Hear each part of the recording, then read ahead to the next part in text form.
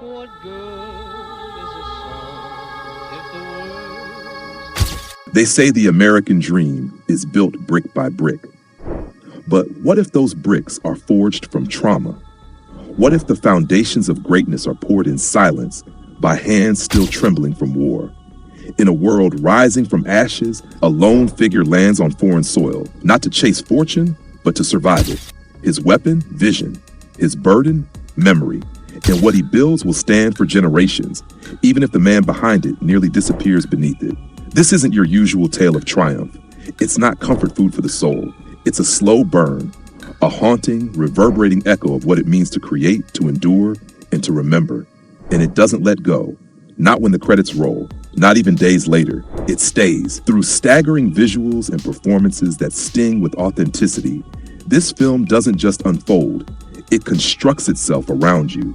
It's a world of concrete and shadows, of sprawling structures that dwarf the men who built them. Every shot is deliberate, every silence louder than words. The characters are stitched with pain, some fleeing the past, others weaponizing it.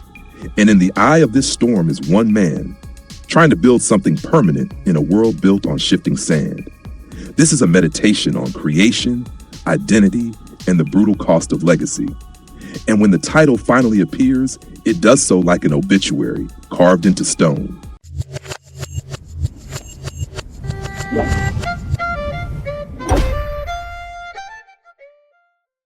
At the helm of this artistic monolith is Brady Corbet, a filmmaker known for shattering cinematic norms. He returns here with bold ambition, using 70mm film and the rarely deployed VistaVision format, doth turning each frame into a work of architecture itself. If you've seen Vox Lux or The Childhood of a Leader, you'll recognize Corbet's thematic obsession, power, trauma, art, and how they intertwine. But this time, he doesn't just explore these ideas. He builds them, layer by layer, brick by brutal brick. Corbet's vision is unapologetically grand. He gives us 3 hours of immersive, slow-breath cinema, complete with an intermission, demanding not just attention, but devotion. His pacing is meditative, yet never stagnant.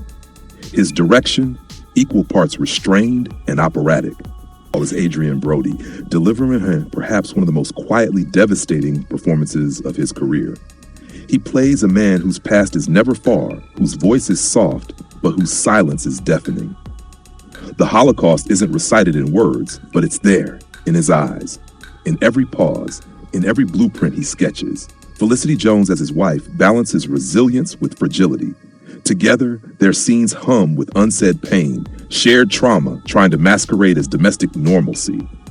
Guy Pearce turns in a commanding performance as a powerful industrialist whose influence reshapes everything from buildings to belief systems.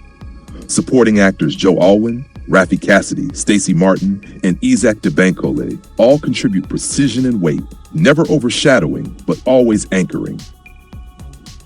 Imagine a man shaped by genocide and trained in Bauhaus minimalism, stepping into post-war America, a land obsessed with expansion, spectacle, and the illusion of freedom.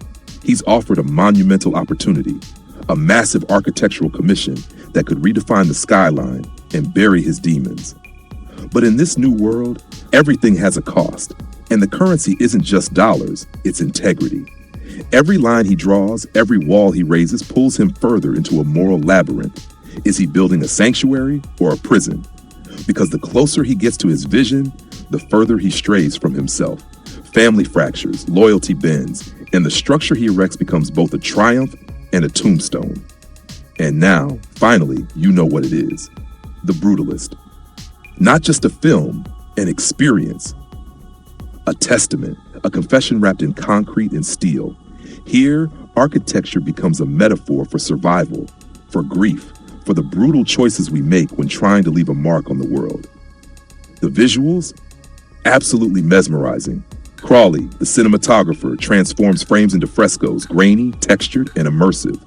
The use of VistaVision and 70mm turns every shot into a canvas, evoking both grandeur and intimacy. Muted tones echo the emotional voids left by war. Light seeps through rooms like truth through trauma, slowly, selectively. One unforgettable image, the Statue of Liberty, flipped side down. It's not a gimmick, it's a statement about ideals lost, about promises unkept. This isn't just visual storytelling, it's visual philosophy.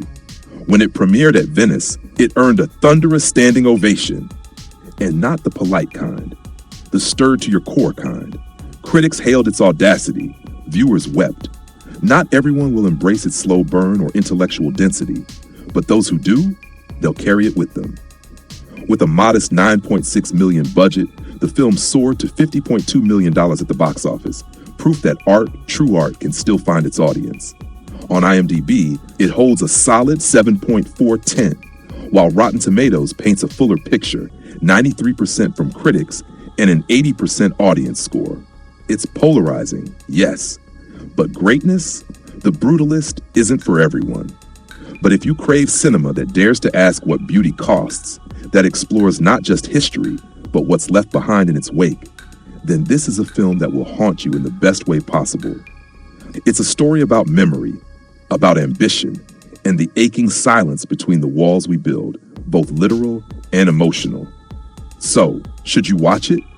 If you want spectacle, there are louder films, but if you want substance, if you want to feel something that stays with you long after the final frame, then yes, absolutely yes. This has been Mr. Movie Scout diving deep into a film that doesn't just tell a story, it builds one. If you found this breakdown compelling, hit that like button, subscribe, and ring the notification bell so you don't miss what we scout next. Drop your thoughts below. What did you think of The Brutalist? And if there's another film that demands this kind of deep dive, you know what to do. Until next time, keep scouting.